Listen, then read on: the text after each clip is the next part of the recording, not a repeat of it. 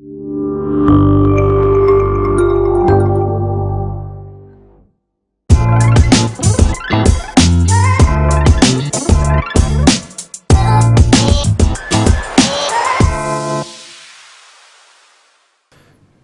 Hassan Meshkouroun. Bonjour. Bonjour et bienvenue. Merci. Et merci d'avoir accepté notre invitation. Merci pour l'invitation. Je rappelle donc que vous êtes cofondateur du think tank Al-Muntada. Tout à fait. C'est bien ça? Tout à fait. Alors vous êtes là aujourd'hui, essentiellement, bon je suis content de vous recevoir, hein, Merci. mais vous venez essentiellement parce qu'il y a eu tout un travail qui a été fait par votre think tank sur la gestion, l'état des finances publiques. Absolument. Au gros pavé de 70 pages, téléchargeable d'ailleurs sur Internet. Et donc vous appelez grosso modo, je ne veux pas réduire ça, 70 pages à ça, mais à ce que l'État se désendette auprès des organisations financières internationales. Je trouve ça ambitieux. Non? Alors avant de rentrer dans le vif du sujet, il y a deux points que je souhaitais évoquer. Tout d'abord, dire deux petits mots sur Al-Muntada. Alors Al-Muntada, qui s'appelait initialement le Cercle des Patriotes, est un think tank indépendant qui regroupe des cadres essentiellement, donc qui sont issus, puis qui peuvent être issus du secteur privé, de la fonction publique ou du monde associatif, et qui ont une ambition commune, qui est celle de contribuer à l'élévation du débat politique. Parce que souvent, sur les 10 dernières années, le débat a été sur le ton de l'invective, de la polémique, et non pas des débats de fond, et c'est ce que nous cherchons à faire, donc susciter le débat sur les questions de fond. Ensuite, par rapport à ce rapport, je tiens à rendre hommage à l'équipe c'est une équipe d'experts qui s'est mobilisée. D'experts, d'économistes notamment, qui s'est mobilisée pour réaliser ce travail. Et donc des experts, mais aussi des membres du think tank qui, eux, ne sont pas économistes. Forcément. On passe au rapport. Tout à fait. Alors, 70 pages, l'État doit se désendetter. Alors déjà, quand vous dites que l'État doit se désendetter auprès des institutions financières internationales, c'est bien ça? Tout à fait. Je crois savoir qu'on est plus sur la marche de l'endettement que du désendettement. Alors est-ce que vous n'êtes pas à contre-courant déjà, en disant il faut que l'État se désendette en termes de recommandations? Alors nous en termes de recommandations, nous croyons clairement qu'aujourd'hui, le niveau de la dette demeure soutenable. La dette globale, aussi bien publique, aussi bien auprès des institutions internationales que la dette publique globale, la nationale. Oui, c'est 82% du PIB. On est en train de, on va dire, dépasser une barrière qui risque de remettre en cause cette soutenabilité et donc qui pourrait être dangereuse pour le pays, pour ses finances. N'oublions pas que... Ça a l'air dangereux, quand vous dites dangereux, c'est pour éviter d'être sous la tutelle, entre guillemets, des bailleurs de fonds, de ceux qui vous ont prêté. Absolument. Et de perte de souveraineté. Absolument. Mais n'oublions pas, effectivement... Mais si on fait ça, je veux dire simplement juste aujourd'hui, quand vous dites il faut arrêter de se désendetter, c'est au moment où le pays s'endette. Absolument. Donc, et parce que s'il le fait, c'est peut-être parce qu'il n'a pas d'autres options, me semble-t-il. En l'état actuel des choses, me semble-t-il. Aujourd'hui, clairement, sur l'endettement, déjà nous avons identifié des leviers qu'il convient d'essayer de mettre en œuvre pour effectivement, d'une part, donc limiter l'endettement et ensuite mieux utiliser les ressources levées par l'État. Et là, nous pensons notamment au train de vie de l'État. Aujourd'hui, à titre d'exemple, nous avons les traitements des fonctionnaires, les salaires des fonctionnaires qui ont dépassé la barre des 110 milliards. C'est la masse salariale de l'administration, hors collectivité locale. Sachant qu'il y a 10 ans, quand le plan de départ volontaire avait été mis en place, on était à un peu moins de 60 milliards. 14 ans, c'était en 2005. Donc on a doublé la masse des traitements, des salaires des fonctionnaires, ce qui est énorme. Il y a aussi le fait que... Pourquoi, simplement, pourquoi vous avez commencé, j'allais vous poser la question d'ailleurs, quand j'ai lu votre rapport, c'est pourquoi vous avez commencé par la réduction de la dépense publique. Parce que quand on se dit que l'État s'endette, et s'endette de plus en plus, je rappelle aussi d'ailleurs qu'il y a un emprunt, une levée sur les marchés internationaux qui est prévu cette année, dans quelques semaines ou dans quelques mois, $1 milliard. C'est une annonce aussi qui a été faite par le Mohamed Ben Chaboun pour l'année prochaine également, donc l'endettement va se poursuivre, ne serait-ce qu'au moins jusqu'en 2020-2021. Eh bien d'accord. Et vous dites, après réflexion, il faut surtout que l'État se désendette, et vous avez commencé par le premier critère, en fait, le premier levier, c'est la réduction de la dépense publique. Vous n'avez pas commencé par le modèle de croissance économique et l'augmentation de la productivité pour pouvoir permettre justement ce désendettement en créant de la richesse. Vous dites qu'il faut déjà moins consommer, moins dépenser. Absolument. En fait, moi j'ai envie de faire la comparaison avec un ménage. On a 2 salaires ou un salaire. On ne dépense pas plus que ce qu'on ne gagne. Donc clairement, ça c'est le ménage. Peut-être vous parlez de votre ménage. Le ménage est responsable et vous peut-être parlez de vous qui êtes qui gérez l'argent du foyer comme un bon père de famille. Mais il y a beaucoup de ménages qui vivent au-dessus de leurs moyens, qui ont recours au crédit, qu'ils soient marocains d'ailleurs ou partout dans le monde, hein, et de plus en plus. En fait, avoir le recours au crédit pour financer des investissements qui vont avoir des retombées positives à moyen et long terme, ça c'est valable. Mais s'endetter pour dépenser sur des charges de fonctionnement, ça c'est moins bon. Et concrètement, c'est ça notre propos. En fait, clairement, quand on parle des endettements, j'ai commencé par parler du train de vie de l'État, notamment mais pas seulement la masse salariale. Ouais. Il y a aussi 2 autres leviers qu'il convient de mentionner. Un, c'est de prioriser les dépenses sur les secteurs qui peuvent avoir un impact positif. Vous l'avez dit, l'agriculture, l'industrie, j'ai vu l'énergie. L'éducation. Mais justement, juste sur la dépense publique. Sur le projet de loi de finances 2019, parce que vous avez pris comme base aussi de réflexion le PLF 2019, c'est bien ça? Tout à fait. Si j'ai bien suivi. Tout à fait. Il y a une dépense publique qui a augmenté, mais qui augmente. Il y a une croissance de 3, 4, 5% chaque année de la dépense publique en termes d'augmentation, mais parce qu'il y a eu aussi l'augmentation du budget du ministère de l'Éducation, l'augmentation du budget du ministère de la Santé et l'augmentation de la dépense sociale aussi. Entre 15 et 18 milliards de dirhams. Donc, je veux dire, cette dépense publique, elle a augmenté aussi parce qu'il y a eu des secteurs, des ministères, enfin des ministères régaliens qui ont connu une hausse. Donc est-ce que vous saluez pas ça non plus? Alors moi, parce que c'est ça aussi en fait, la dépense publique, c'est pas de dire bon, il y a la masse salariée, effectivement, c'est un tiers du budget de l'État, mais il y a aussi une hausse des budgets de l'éducation, de la santé, de la caisse de compensation aussi, le budget qui a augmenté. Alors si vous le permettez, moi je pense que tout cela revient au débat de fond sur le modèle de développement. Que ce soit les finances publiques ou subséquemment la fiscalité, tout cela, en définitive, initialement, est lié au modèle de développement. Alors, le modèle de développement actuel... et son financement. Tout à fait, j'y viens. Aujourd'hui, la croissance économique est drivée par 2 facteurs importants dans le modèle de développement actuel. D'une part, la dépense des ménages, et ensuite la dépense publique. Alors, oui, certes, dépense publique qui a permis une amélioration substantielle du niveau des infrastructures de notre pays, qui est à saluer. Mais il convient de dire qu'aujourd'hui, on a un taux d'investissement, ce qu'on appelle communément le FBCF, qui est supérieur à 32%, qui induit bon an, mal an... Du PIB? Non, FBCF, investissement public et privé confondu, qui induit... Donc, je veux dire, ramener au PIB. Ramener le PIB, tout à fait. On ne génère aujourd'hui que, bon an, mal an, sur les 15-20 dernières années, une croissance de 33%, ce qui est insuffisant. Insuffisant pour 2 choses. Pour résorber les inégalités sociales, notamment à travers la résorption du chômage. Aujourd'hui, quand on compare le FBCF marocain à celui de la Turquie, par exemple, celui de la Corée, en Turquie, ils ont un FBCF qui est inférieur à 20%, il y a 19,8 je pense, mais qui induit une croissance de 5 à 6% tendanciellement. Donc, qui permet effectivement de créer plus de richesses et de résorber les inégalités. On n'y est pas. Et donc, en définitive, il y a un phénomène de porosité qui se produit, puisque les effets induits par la dépense publique et des ménages vont bénéficier en dehors de l'économie marocaine. Puisque aujourd'hui, notre déficit commercial les entreprises étrangères, les économies étrangères, parce qu'on n'est pas en capacité. J'entends souvent ce discours, que j'ai retrouvé dans votre rapport. Et ça m'a un peu déçu. Je vais vous dire pourquoi. Parce qu'en fait, on est en train de faire le constat en disant, voilà, c'est les économies étrangères, les entreprises étrangères qui bénéficient en fait de notre modèle aujourd'hui de croissance qui repose essentiellement sur la demande intérieure. Mais ça, c'est de notre faute. Absolument. Et c'est ça l'idée, ce n'est pas de vie, excusez-moi. Voilà. L'idée, ce n'est pas si on n'est pas capable de produire des produits de substitution avec un rapport qualité-prix qui permette aux Marocains, effectivement, de se dire, j'achète marocain, je suis patriote, parce que j'ai un produit aussi qui est quasi égal en termes de qualité et de prix que le produit qui vient de Turquie, de Chine, d'Europe. Clairement, ce n'est pas la faute aux étrangers, c'est notre faute à nous. Aujourd'hui. Mais quand on dit une faute à nous, c'est une fois qu'on a dit ça, c'est pourquoi c'est notre faute? Alors,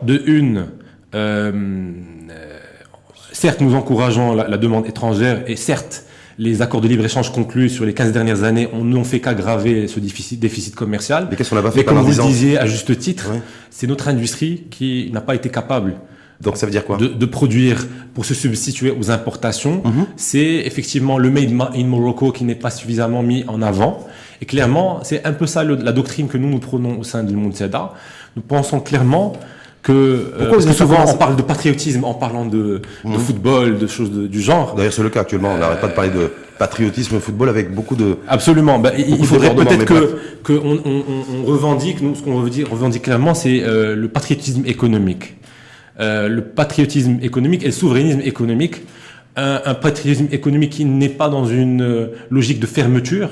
Au contraire, le Maroc doit C'est la s'ouvrir. fermeture de défense commerciale, vous voulez dire? Oui, enfin, on peut se prévaloir de ce genre d'arguments et mettre en place des mécanismes de défense commerciale pour sauver des pans de l'industrie marocaine de façon provisoire, en attendant que ces branches d'activité puissent se mettre à niveau. Ce qu'on a déjà, Ce qui se fait et qui est une bonne chose, mais il faut mettre à profit ce genre de période. Bonne chose, C'est moratoire. Vous allez voir pour l'industrie pouvoir, de l'acier, les chefs d'entreprise au niveau de l'acier, ils partageront pas forcément ce que vous venez de dire. C'est une bonne chose. Mais bon, bref, c'est le... Ces mesures de sauvegarde ne peuvent être que provisoires. C'est ça le principe, et elles servent à mettre à niveau ces branches industrielles. Alors nous, clairement, comme je le disais, Ouais.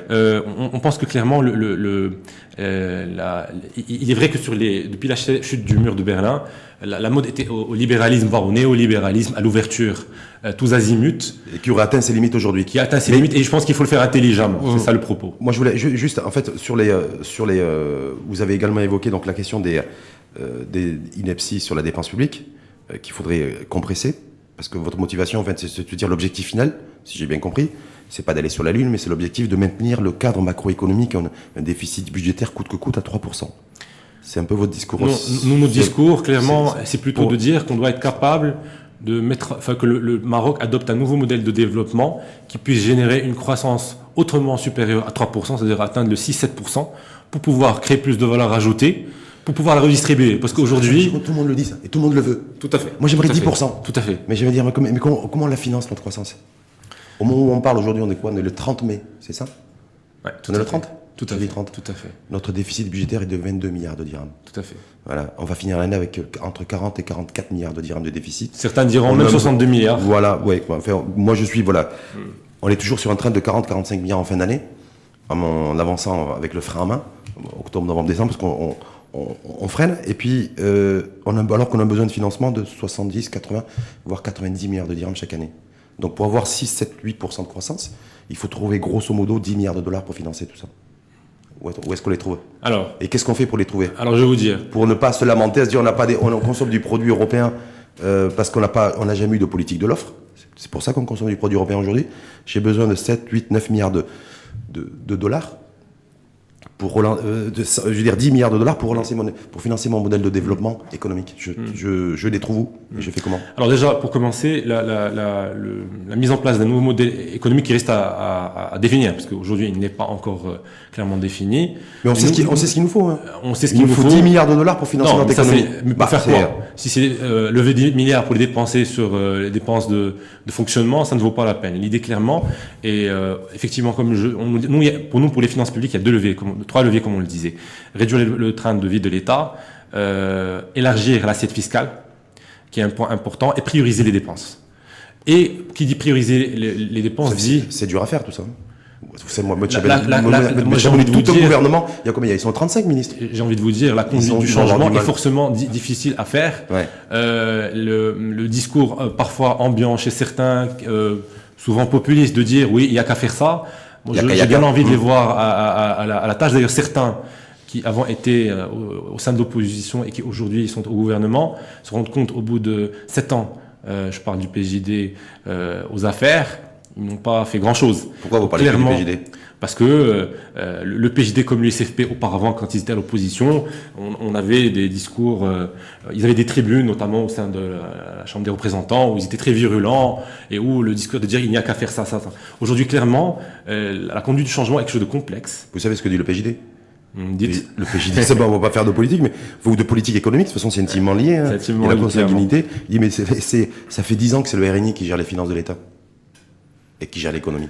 Moi, ce que je constate, C'est le discours officiel. C'est pas officieux. du parti aux responsabilités, le parti qui dirige cette coalition gouvernementale. Ouais. Que ce soit avec son ancien chef de gouvernement, Abdel Benkiran, ou que ce soit l'actuel, Saladin Ladjmani, il dit mais de toute façon, l'économie et les finances, c'est le RNI. Je pense que clairement, au sein d'un C'est gouvernement... C'est pas que nous, en tout cas. Au sein du gouvernement, il y a une coalition clairement, mais on a un chef du gouvernement qui est responsable de la conduite de la politique générale de ce gouvernement, qui est censé mettre en œuvre et définir des orientations. Après, effectivement, c'est une coalition, donc il y a des responsabilités qui sont peut-être partagées. Alors, ce qu'on constate, c'est que typiquement sur les métiers mondiaux du Maroc, il y a de belles choses de réaliser. L'automobile, l'aéronautique, pas seulement. Sur l'agriculture, idem. Le travail qui a été enclenché il y a 12 ans à travers le plan Maroc Vert a donné des résultats plus que satisfaisants. Vous savez que l'opposition, il y a une opposition intellectuelle là-dessus, parce que ça fait partie aussi de vos recommandations, de se dire aussi, pour orienter l'investissement, une orientation beaucoup plus prononcée, si j'ai bien compris, si j'ai bien saisi le rapport de votre étude, sur des secteurs beaucoup plus productifs comme l'industrie, l'agriculture, l'énergie. Clairement. Avec qui bénéficient aujourd'hui, et déjà depuis quelques années, d'exonération fiscale. On est bien d'accord. Voilà. Donc, certaines formations politiques, dont l'Istiqlal, il y avait Fouad Doueri qui était là il y a quelques mois pour ne citer que lui, il disait il faudrait aussi mettre, juste avant les assises de la fiscalité, il faudrait mettre aussi sur la table ce qu'on dépense aussi, parce que c'est de la dépense fiscale pour l'État, les exonérations, et voir en retour ce que ça nous rapporte, que ce soit pour l'agriculture ou que ce soit pour certains pans de l'industrie et de secteurs industriels. Voilà. Donc, alors pour aller directement sur votre point sur la fiscalité, je pense qu'aujourd'hui la dépense fiscale est un sujet sur lequel il y a consensus. Il faut clairement la réduire de façon significative, et donc ça va permettre de dégager des ressources fiscales supplémentaires et donc en profiter pour baisser le taux d'imposition général, d'aller sur un taux qui serait de 20 à 25% en termes d'IS. Et baisser aussi le taux sur l'IR de façon à ce qu'effectivement ces distorsions ne soient plus d'actualité. Alors le point est aujourd'hui qu'il faut encourager les secteurs productifs, créateurs de valeur ajoutée et d'emplois permanents qui soient dignement rémunérés. Si nous voulons que les emplois soient dignement rémunérés, il faut que les entreprises industrielles notamment créent suffisamment de valeur ajoutée. Aujourd'hui, c'est ça le propos sur la politique industrielle du pays, c'est que clairement, on a certaines activités où on vend du temps minute, on vend de la main-d'œuvre pas chère, et donc c'est un peu le régime à la mexicaine façon maquiladora, qui n'a pas forcément d'avenir. Ça, c'était à l'époque où d'ailleurs un autre ministre de l'économie et des finances, Saladin Mzol, était ministre de l'économie et des finances, ça c'était en 2007. Maquiladora, c'est-à-dire la base arrière américaine industrielle. Absolument, aujourd'hui, ce qui continue à être le cas. Oui, mais aujourd'hui, la concurrence, elle est chez nous, autour de nous. Elle est africaine. Elle est sénégalaise. Donc clairement, on n'a pas d'avantage compétitif en matière de main-d'œuvre. Elle est asiatique. On a le Bangladesh qui a un salaire minimum à $100. Absolument. Donc, dans un pays qui aujourd'hui a un salaire minimum qui est à $280, clairement nous ne serons pas compétitifs. Et donc il faut aller chercher les gisements qui nous permettent de créer plus de valeur ajoutée. Parce que clairement. Mais quel gisement et quel métier Alors, il faut qu'on se bataille. Déjà, clairement, il faut, il faut revenir à la vieille littérature sur l'économie de développement. Nous parlions tout à l'heure d'industrialisation par la substitution aux importations, c'est un vrai sujet, mais pas seulement. C'est-à-dire qu'aujourd'hui, qu'on n'a jamais exploité. Mais l'idée, ce n'est pas de créer de nouvelles rentes en fermant en mettant en place des industries de substitution et en fermant les frontières, non. De dire aux gens, investissez dans des industries de substitution. On va vous aider, mais l'idée c'est que vous puissiez satisfaire aussi bien le marché local que vous alliez conquérir de nouveaux marchés et pas seulement l'Afrique. Clairement, si on veut que notre industrie aille de l'avant, il faut penser global.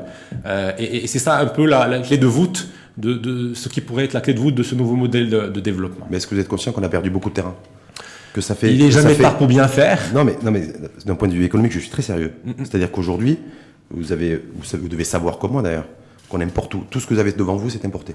Tout ce que j'ai devant moi est quasiment... On importe des cahiers tunisiens, les stylos sont japonais. Et quasiment importés. Donc, est-ce qu'il faut se dire que c'est pas une fatalité, mais c'est une réalité aujourd'hui ? Ou est-ce qu'il faut se dire que non, que cette réalité, je peux la faire évoluer et que cette fatalité, je peux la transformer en réalité ou pas? Je pense qu'il n'y a pas de fatalité. Oui. Il faut juste qu'il y ait consensus sur le traitement à administrer à l'économie marocaine pour pouvoir pallier à ces symptômes problématiques que nous évoquions ensemble. Et qu'il y ait, on va dire, suite à ce consensus... Quel consensus? Quand il y a consensus, il n'y a pas de réforme. Quand il y a consensus, on n'avance pas. quand il y a consensus, on décide de faire, mais on fait jamais. Ou on fait pas bien. Non, je pense que clairement, on a besoin d'un leadership politique fort. Quand je dis ça, c'est au une niveau règle, du. Non, c'est une règle universelle. Hein. Vous savez, Donald Trump, il n'a pas attendu d'avoir un consensus pour adopter une politique fiscale qui soit efficiente d'un point de vue économique. Ouais. Justement, sans vouloir prendre effectivement l'exemple de la première puissance économique mondiale. Oui. Vous évoquez l'exemple de Trump, je pense que c'est un très bon exemple. Oui. Ce président qui est peut-être en termes d'efficacité économique et fiscale. Hein. Ce président qui est parfois décrié à l'extérieur et apprécié en grande partie par la classe moyenne américaine. Pourquoi ? Parce que sa logique, c'est America First. Il faudrait que notre logique soit Morocco First et qu'on crée comme on parle d'American Dream qui est un Moroccan Dream. Aujourd'hui, l'idée c'est de donner de la visibilité aux Marocains, qu'ils soient issus de la classe moyenne, de l'élite économique ou des couches les plus défavorisées, de leur donner des perspectives. Et pour leur donner des perspectives, il faut créer de la richesse, croître. Il faut que réellement, et qu'il faut que il y ait un leadership politique qui mène cette action-là. Ça veut dire quoi ? Au niveau du gouvernement notamment. Ça veut dire quand même sur la réflexion sur les finances publiques, j'ai rien vu sur les caisses de retraite, sur la réforme, puisqu'il va falloir travailler beaucoup plus, longtemps, vous le savez. Il y a moins de naissances, moins de cotisants. Je pense que réformer, c'est parfois dire aux gens. En tout cas, ça veut dire qu'il y a des choix difficiles à faire. On est sur à l'aube et c'est le prélude d'un nouveau changement de modèle marocain. Mais il le faudrait. Travailler plus longtemps, travailler aussi, avoir un coût du travail qui soit moins élevé. Non, je pense que clairement, on ne fera pas. Je pense que quand on prend typiquement le modèle chinois, qui était initialement basé sur les salaires bas, il y a eu un rattrapage salarial qui s'est opéré sur les 10 dernières années, qui fait qu'aujourd'hui, les salaires en Chine sont beaucoup plus élevés, sont en train de rattraper certains pays d'Europe centrale et de l'Est. Donc clairement, ça a permis ça ? Pourquoi la Chine a pu réaliser ça ? Ils ont pu réaliser parce qu'ils ont monté en pression les salaires. En fait, c'est une sorte de passage d'embrayage. C'est comme quand vous conduisez. Une politique d'industrialisation via les salaires bas ne peut être que temporaire. C'est un outil pour se donner de la compétitivité et en parallèle, il convient en fait de gagner en création de valeur ajoutée, d'aller sur des industries qui sont plus créatrices de richesse, parce qu'on sait que avec de l'innovation, avec de la technologie, il y a un rattrapage qui se fait. Vous savez que ça va être de l'innovation, de la technologie. Je monte en gamme en termes de production, avec de plus en plus de valeur. Absolument. Et donc, du coup, je peux faire évoluer les salaires. Absolument. Voilà. Mais typiquement, qu'est-ce qu'on peut faire là-dessus ? Est-ce qu'on peut, singer, modéliser il s'agit pas modèle un peu de singer, il s'agit de réinventer un modèle qui soit adapté aux spécificités et aux réalités de notre pays. Typiquement, je vois le travail qui est en train d'être fait sur la filière agroalimentaire, qui est un peu l'aval de l'agriculture, où l'idée clairement est de dire aujourd'hui, nous avons une force de frappe énorme en termes de production de culture, maraîchère ou autre. L'idée, c'est de valoriser tout ça. Les agrumes. J'ai envie de vous donner l'exemple turc, par exemple, où vous avez des villages. Permettez-moi juste mais sur l'agroalimentaire, pourquoi on n'arrive pas à valoriser ? Mais c'est en train de se faire. Je pense qu'il faut. Vous imaginez, on est le pays des oranges. On est le pays de l'orange. On produit quasiment plus de jus d'orange. C'est un fait. Donc l'idée, c'est de rattraper ça. Et c'est ce qui est en train d'être fait. Je pense qu'il faut continuer sur cette lancée. C'est important de le faire. Mais qu'est-ce que vous voulez dire sur les... Vous voulez prendre un autre exemple sur... Je voulais prendre l'exemple de la Turquie. Typiquement, en fait, il faut aller sur des logiques économiques de base. L'intégration verticale d'une filière est importante. J'ai visité une petite ville qui s'appelle Karaman, qui est pas très loin de Konya. Qui a vu la naissance de Jalaluddin Rumi, qui est un grand soufi que vous connaissez certainement. Que je connais de nom, personnellement. Il y a quelques siècles. Et donc, je vous disais, Karaman est une petite ville où, en fait, vous avez une vallée, une plaine qui était comment on dit ça en français, le grenier à blé de la Turquie. Ils ont installé sur place, dans cette petite ville, qui est perdue, au milieu de l'Anatolie, des minoteries, des unités de valorisation du blé, production de biscuits. C'est vers ça qu'il faut aller. Et ça va nous permettre de décongestionner l'axe Casaraba et de créer plusieurs pôles. Vous êtes un nouveau visage du champ politico-médiatique, du champ politico-médiatique au sens noble du terme. Mais tout ça, Yaka, ça fait 20 ans qu'on dit Yaka. Yaka, faire des greniers pour le tourisme, et pourquoi on ne sait pas valoriser, pourquoi on ne sait pas faire d'animation, pourquoi on ne sait pas rendre attractif aussi les espaces, aussi l'histoire, les espaces historiques, tout ce qui a fait tout le marqueur en fait de différentes villes, régions, Fès, Marrakech et autres. Yaka. On a beaucoup de mal. Aujourd'hui, pour produire du jus d'orange qui soit d'aussi bonne qualité et à un prix égal à ce qu'il y a dans les rayonnages de nos supermarchés, on dit il faut le faire. On l'a toujours pas fait. C'est en passe, mais on l'a toujours pas fait. Mais c'est juste pour rester sur l'exemple que vous avez pris. Donc moi, se dire aujourd'hui, il faut avoir des seuils de croissance de 6, 7, 8%. Tout le monde est d'accord là-dessus. Mais personne ne sait où, comment faire ou prendre le risque de le faire en utilisant des leviers comme la baisse du coût du travail, revoir aussi la problématique de l'énergie. Ouais. Vous savez que l'énergie aujourd'hui, on a des cimentiers qui n'arrivent pas à exporter du ciment, vous savez pourquoi? Parce qu'ils sont trop chers. Et vous savez qu'est-ce qui pèse le plus? C'est l'énergie. C'est à peu près entre 45 et 50%. Donc ça, c'est des vrais sujets, de vrais enjeux. Justement, donc c'est là où je me dis, vous parlez d'énergie. Moi, je pense qu'il y a typiquement, il y a des projets qui devraient se faire, comme le fait d'alimenter le pays en gaz naturel. C'est des choses qui vont faire gagner de la compétitivité aux industries marocaines, toutes confondues, sidérurgistes que vous évoquiez tout à l'heure par rapport aux mesures de sauvegarde, cimentiers aussi. En face, nous avons des industriels espagnols, italiens, égyptiens qui eux, ont accès à cette énergie qui est plus productive. Donc clairement, effectivement, il y a des chantiers structurants qui convient de mettre en œuvre. Beaucoup plus important, me semble-t-il, que de baisser la dépense publique. Vous voyez ? Tout aussi important au moins. Je pense que beaucoup plus important. Sauf que ça va nécessiter des investissements lourds. Alors, justement. Et qu'il va falloir, et avec des seuils de rentabilité, des niveaux de rentabilité sur les cycles longs. Justement. Est-ce qu'on va pouvoir supporter ça ou pas ? Ben justement, d'où l'intérêt d'avoir une vision long-termiste. Si on est sur une logique court-termiste, clairement, c'est des projets qui ne vont pas se faire parce qu'ils ne semblent pas être prioritaires. Aujourd'hui, vous parliez de la difficulté de mettre en œuvre la réforme, mais effectivement, réformer, c'est difficile. Des choses, oui. Pourquoi c'est difficile d'ailleurs ? Pourquoi les Marocains seraient plus difficiles et plus complexes que les... Non, c'est pas plus difficile chez nous qu'ailleurs. Que les Espagnols, par exemple. C'est pas plus difficile chez nous qu'ailleurs. Ah bon ? Moi, j'ai envie de vous dire que des pays comme l'Espagne, ou comme la Corée du Sud, ou la Turquie, ou l'Europe après-guerre, qui ont eu la chance d'avoir un plan Marshall, ont eu cette chance que nous n'avons pas eu. L'Espagne a eu les fonds communautaires que nous n'avons pas. Mais pas le Maroc est un pays qui n'est pas... Pas que. Absolument. Il y a eu le travail de fait par Franco, typiquement en Espagne, qui a été un travail structurant. Il y a eu le travail qui a été fait tout dernièrement par ceux qui ont dû gérer et subir la crise financière internationale de plein fouet. Nous, on l'a subi aujourd'hui depuis 2015. Aussi. Et ils l'ont pris de plein fouet depuis 2009-2010. Je pense que clairement... ils se sont relevés, ils ont une économie aujourd'hui, c'est... La conduite de ces réformes qui sont indispensables, c'est pas quelque chose d'infaisable, ce n'est pas facile, il faudra peut-être payer un prix, c'est-à-dire que clairement, nous ne devons pas penser que mettre en œuvre une réforme, ça se fait pas forcément dans la douleur, parfois ça se fera dans la douleur, mais l'idée c'est clairement que les générations futures, que nos enfants puissent en bénéficier.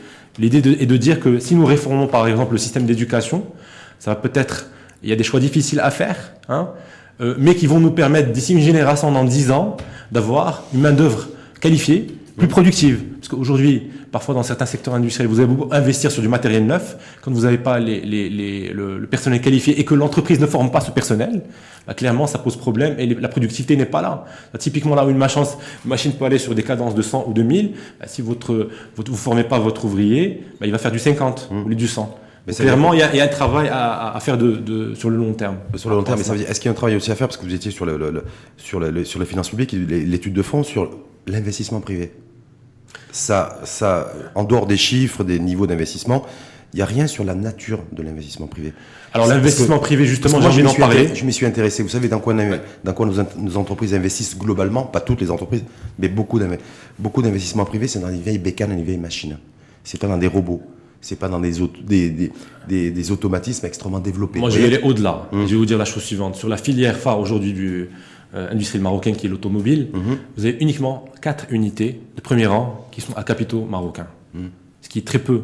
Aujourd'hui, on est en train de recevoir heureusement des IDE, des investissements directs étrangers, mais il faut, dans le cadre de ce que nous appelons la souveraineté économique, que l'on encourage des Marocains à aller investir dans ces secteurs-là.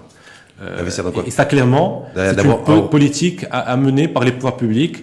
Et je sais qu'il y a une réflexion dans ce sens qui est en train de... Mais encore faut-il avoir l'ambition d'avoir, par exemple, une marque automobile marocaine. Avant d'arriver à une marque automobile marocaine, il faudrait aussi que les sous-traitants de rang 1 et 2 soient à 20-30% comme marocains. Typiquement, pour citer toujours la Turquie, en Turquie, on vous dit la chose suivante. On vous donne plein de facilités, comme Maroc quand vous allez investir dans le Nord. Mais on dit par contre, si vous avez un associé marocain, vous avez un bonus significatif. Et je pense qu'il faut aller faire ce genre de choses. Il faut clairement créer une base d'industriels marocains, parce que on ne fera pas, on pourra pas s'épargner on va dire une révolution industrielle. Il faut qu'il y ait au Maroc une véritable révolution industrielle, et il faut qu'on ait des vrais capitaines d'industrie. Mais la révolution industrielle aujourd'hui, elle est 4.0. C'est le digital, c'est l'innovation, c'est la robotisation, c'est l'intelligence artificielle. C'est fini la biscuiterie. Même si j'ai reçu Moussa Blahriat la semaine dernière qui nous disait, moi, il va s'acoquiner avec un investisseur égyptien pour ouvrir une unité industrielle de biscuiterie. Alors vous savez ce qu'il nous a dit ? Dites-moi. Vous n'avez pas écouté l'émission? Non. Vous aimez pas? Mais il culpa. Vous aimez pas? Vous aimez pas Monseb El Riyad? Vous en avez appris Monseb El Riyad ou c'est pas? Aucunement. Voilà. Dites-moi. Il a eu du mal à trouver du foncier pour son unité industrielle. Il a l'investisseur, il a l'investissement. Ouais. Il s'associe avec un Égyptien. Ouais. Il veut fabriquer de la biscuiterie, produit de substitution. Ce que vous appelez de vos voeux dans votre rapport. Non. Pour arrêter que les ménages consomment 74%. C'est ça, vous avez avancé ce chiffre-là? Attendez. 74% dans la morosité ambiante. La consommation des ménages, c'est les produits étrangers. Dans la morosité ambiante sur l'investissement au Maroc, clairement, le foncier est un vrai problème. Donc je rejoins ce propos-là. Maintenant, ce que je peux vous dire aussi, c'est que vous citez l'exemple de la biscuiterie. Je peux vous dire que sur les 3 dernières années, il y a eu au moins une quinzaine d'unités de créées. C'est une des rares branches industrielles où il continue à y avoir de l'investissement. Maintenant, effectivement, moi, je pense que les gens qui investissent dans l'industrie au Maroc, il faudrait qu'on leur érige des statuts parce que vous parliez de résistants tout à l'heure, c'est de vrais résistants. Investir dans l'industrie marocaine est très compliqué. Et les gens qui le font, on doit clairement leur tirer le chapeau parce que c'est pas facile. Il faut les aider, et surtout quand il s'agit de capitaux marocains. C'est les capitaux, capitaux marocains. Je vois chez vous une forme de nationalisme économique dans le discours. Assumé. Mais vous savez, un nationalisme qui ne va pas à l'encontre des étrangers. La mondialisation. Il y a le nationalisme. J'ai pas dit le patriotisme. Le nationalisme économique n'a pas lieu d'être. On est ouvert, vous savez, le Maroc est un pays extrêmement ouvert. On a toujours partagé par plusieurs influences et affluences. Je vais vous dire une chose. Je pense que jusqu'à présent, on a plutôt mal compris la mondialisation et le libéralisme. Il faut prendre exemple sur les États-Unis, comme je me disais. Ils sont très libéraux, mais quand il s'agit de défendre les intérêts américains, ils le font intelligemment et on devrait faire de même. C'est ça notre propos.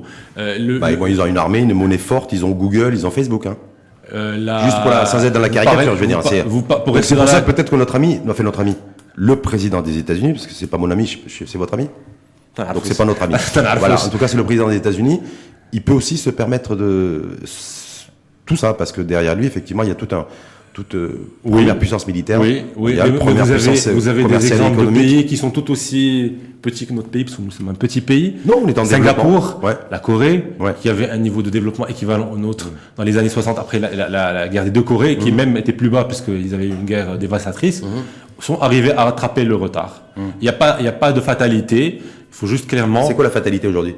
Il n'y en a aucune. C'est de voir la fatalité, c'est l'inaction. On était plus riche que la Chine dans les années 80, aujourd'hui on est plus pauvre que la Chine, et de se dire également qu'en 2019, la Chine a choisi d'investir fortement en Éthiopie pour produire dans le secteur industriel, textile entre autres, et n'est pas venu chez nous. Parce que nos politiques n'ont pas bossé. Je pense que les Chinois, dans leur choix, ils ont des marchés à arroser, en l'occurrence avec une base de production qui soit à bas coût. Clairement, l'Éthiopie a des salaires plus bas.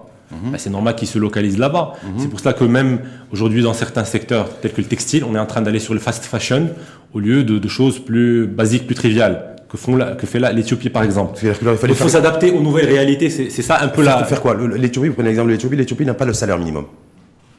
Et va attirer, chose que nous ne pouvons pas faire. En termes de prévisionnel, des dizaines de milliards de dirhams chinois, de dollars chinois sur son sol. On a déjà accueilli, donc il y a tout un trend qui est annoncé en termes d'investissement chinois en Éthiopie, qui va produire. Je pense que ce que nous pouvons faire, qui peut être intelligent dans ce sens, parce que œuvrer uniquement par les salaires bas, c'est pas quelque chose forcément de constructif à long terme. C'est d'instaurer par exemple un SMIC régional. Aujourd'hui, notre SMIC qui vient d'être relevé gagnerait à être adapté en fonction des régions.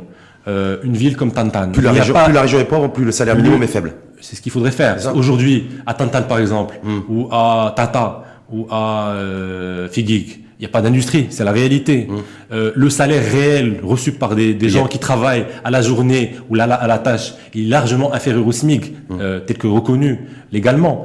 Donc au lieu d'avoir un SMIC à 2600 dirhams, peut-être qu'il faudrait mettre un SMIC à 2000 ou 1500 de façon temporaire pour attirer effectivement des bases de production industrielle, et ça va créer des emplois qui n'existent pas aujourd'hui. Il y a l'autre discours de se dire aussi, si on met ça en place, on va appauvrir les pauvres. Non.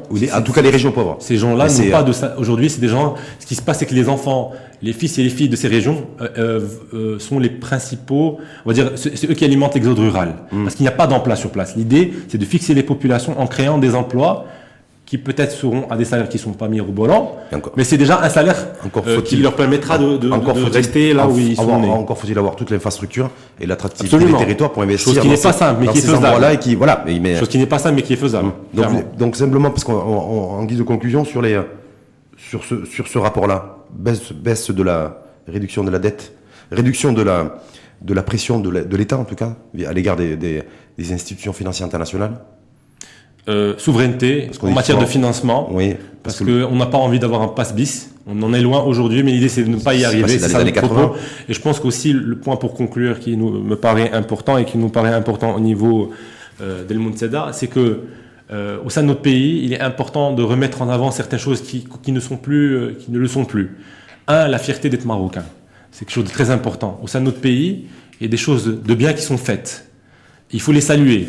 Le travail sur les infrastructures, pourquoi vous sentez qu'il y a une bonne chose. Il y a des gens, vous croisez des gens tous les jours qui ne sont pas fiers d'être marocains? Non, ce que nous constatons tous, parmi les gens qui nous entourent, mais aussi dans toutes les couches sociales, c'est que beaucoup de Marocains ont parfois du mal à subvenir à leurs besoins et veulent quitter le pays. L'idée, c'est comment de leur donner la fierté d'être marocain, même s'ils le sont au fond, bien sûr. C'est de leur créer des emplois, et de dire quand les choses vont bien, de le dire, mais surtout quand les choses ne vont pas bien, de le dire. Il ne s'agit pas de jouer à la politique d'autrui. Et quand ça va bien, dire pourquoi ça va bien, et quand ça va pas bien, dire pourquoi ça va bien. Parce qu'il y a parfois un discours nihiliste qui est très répandu, pas seulement dans les classes moyennes, mais aussi chez les élites, et qu'il faut combattre. Les choses qui marchent bien. Par contre, il y a des choses qui marchent pas, il faut prendre le taureau par les cornes et les adresser. Typiquement, l'éducation et la santé, on a un vrai problème. Il faut l'adresser. Ça n'a pas été fait. L'éducation, c'est l'avenir de ce pays. Aujourd'hui, la préoccupation majeure des parents, c'est l'éducation de leurs enfants. Vous avez des parents qui touchent 3 000, 4 000 dirhams, qui mettent par enfant 1 000 dirhams, 800 dirhams, ce qui vous fait 1 600 dirhams quand vous avez deux gosses. Dans votre rapport, vous avez appelé aussi à la déductibilité des frais de scolarité. Oui, nous pensons que clairement, vu que les pouvoirs publics sont défaillants sur l'éducation, et donc la conséquence logique, c'est que les Marocains dès qu'ils peuvent inscrivent leurs enfants dans les écoles privées. Un gars qui touche 3 000 dirhams va mettre ses gosses dans les écoles privées. Donc pour vous, il faut qu'ils bénéficient d'une déductibilité. Un crédit d'impôt est indispensable parce qu'il n'est pas normal qu'on paye des impôts qu'on n'est pas en contrepartie vis-à-vis d'éducation. Comme ça, on accroît définitivement les inégalités sociales. Non. Et comme ça, on tue définitivement l'école publique. Non. Si. Aujourd'hui. Si en plus l'État se met à encourager les ménages à inscrire leurs enfants puisqu'on encourage le secteur privé dans l'éducation. L'idée c'est la suivante, c'est d'encourager les ménages. Parce qu'aujourd'hui, le secteur de l'éducation privée est encouragé par l'État. C'est comme les produits de substitution, Hassan Machroul. L'école, je ne veux pas marchandiser l'école, mais ce qui se passe aujourd'hui, c'est comme il n'y a pas une politique de l'offre en économie, il n'y a pas une politique aussi dans l'offre éducative. Et quand on vient aujourd'hui pour dire déductibilité, comme vous le faites vous et d'autres, je considère qu'on est à la frontière du populisme, qu'on est à la frontière du nationalisme, et surtout qu'on ne se rend pas compte, qu'on n'a pas pris en considération le fait que ça serait définitivement condamner l'école publique et définitivement accroître les inégalités sociales si demain des ménages, ce que je souhaiterais moi, bénéficient de déductibilité d'impôts pour ceux qui inscrivent leurs enfants dans les écoles privées. C'est un vrai sujet. Mais là aussi, c'est du populisme. Le vrai sujet, ça c'est une mesure technique parce que l'État est défaillant sur l'éducation. Oui. Par contre, le vrai sujet, c'est de réformer l'éducation et que l'école publique puisse redevenir le creuset politique de l'offre où se mêlent en matière d'éducation dans ce pays, ce qui serait bien, ce qui n'est plus le cas. Mais là, il va pas réduire la dépense publique, il va l'augmenter. Mieux, j'ai envie de vous dire. Il faudrait investir dans le capital humain, dans le capital tout court. J'ai envie de vous dire, pas plus de dépenses publiques, mais mieux de dépenses publiques. Aujourd'hui, quand vous prenez les salaires des enseignants, ils sont en moyenne, je crois, à 8 000 dirhams. Ce qui est à peu près $850. Dans un pays en voie de développement, c'est pas mal. Donc clairement, le sujet, ce n'est pas peut-être la rémunération des enseignants, mais d'autres sujets de fond qu'il faudrait adresser. Et ça, c'est le plus important. Le ministre de l'Éducation actuel, Saad Hamzazi, a dit, moi, il faudrait que je dispose d'un budget d'au moins 90 milliards de dirhams, mais j'en ai que 60. Donc ça veut dire que si on veut rénover effectivement l'offre éducative et éviter d'avoir des débats populos, pour moi, en tout cas, ça n'engage que moi, sur la déductibilité des frais de scolarité, avec ce que ça peut générer comme pour l'école publique, il faudrait augmenter la dépense publique, nécessairement. Et on n'en a pas forcément les moyens, ou alors on met le paquet sur l'école, on met le paquet sur la dette Maroc, et puis en avant. Souvent, je pense que souvent, sans paraphraser le propos du ministre, souvent la réforme n'est pas question que d'argent. Oui, il s'agit d'instaurer un nouvel état d'esprit peut-être. Mais il faut un peu de sous. Il faut un peu de sous. Il faut un peu de sous, mais il n'y a pas que les sous qui comptent. C'est aussi parfois il y a aussi la mise en place d'une réforme il y a aussi le débat, efficace. Il y a aussi le débat d'idées. Clairement. Il y a aussi la production intellectuelle et Clairement. ce rapport. Et ce rapport que El Moutada fournit, 70 pages sur les finances publiques et sur l'espèce de profit warning qu'El Moutada envoie à l'État, c'est-à-dire attention à l'endettement, il faut aussi penser à se désendetter Absolument. très vite pour pas perdre en souveraineté et être en capacité d'avoir une marge de manœuvre Absolument. pour gouverner comme on le souhaite. Absolument. Et ne pas hypothéquer l'avenir des générations futures. Et qu'on ne Tout soit à pas fait. obligé qu'on nous envoie des messages WhatsAppés, c'est ça pour nous dire un petit peu, attention, Vous là, il coupez faudrait, vite. voilà, là, il faut faire ci, il faudrait faire ça, Absolument. parce qu'autrement, on va vous tirer les oreilles, c'est ça. Merci en tout cas. Merci à vous. Et félicitations une fois de plus pour le travail qui a été fourni par le Moutada. Je rappelle sur études sur les finances publiques et sur des recommandations en tout cas pour remettre un petit peu le pays sur les rails, sur tout l'État en matière de gestion administrative et fonctionnariale, c'est ça. Mais dans tous les cas, Des deniers publics, voilà, de l'investissement, de son orientation, de son efficacité, de sa rentabilité. Voilà. Merci en tout cas Hassan Mechkouloun. merci pour la qualité de l'échange. Hein. Merci à vous d'avoir accepté notre invitation et d'avoir fourni aussi tout ce contenu qui a permis d'avoir un débat Le qualitatif. plaisir est pour nous. Hein. Le cofondateur du think tank Al Muntada. Prochain rendez-vous Al Muntada. Je sais que vous avez fait donc ce travail-là. Vous avez organisé beaucoup On d'événements. travaille sur le modèle de formes- développement économique. On sort bientôt quelque chose et quelques surprises à venir avant l'été, Inch'Allah. Avant l'été, Inch'Allah. avant l'Aïd Kibir ou après l'Aïd Kibir. Après l'Aïd Sghir et avant l'Aïd Kibir. Ah, donc entre mi- Avant la trêve. entre la trêve estivale. entre mai-juillet et mi-août. Même avant peut-être. Même avant. Merci en tout cas Hassan Mechkouloun, Merci à vous. cofondateur du think tank Al Muntada, et je vous souhaite une belle journée. À vous de même. Merci à vous aussi.